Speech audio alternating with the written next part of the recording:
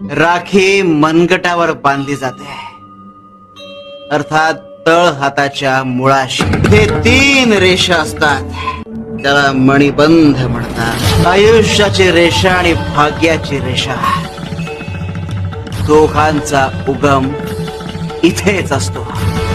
शरीराचे, नशिबाचे आणि लौकिक जगाचे भोग संपवण्याची ताकद इथेच असते.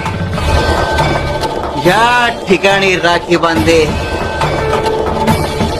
की ब्रह्मा, विष्णू आणि महेश यांची कृपा प्राप्त होते. ब्रह्माच्या कृपेने कीर्ती मिळते, विष्णूच्या कृपेने रक्षण होतं आणि शंकराच्या कृपेने दुर्गुणांचा नाश होतो.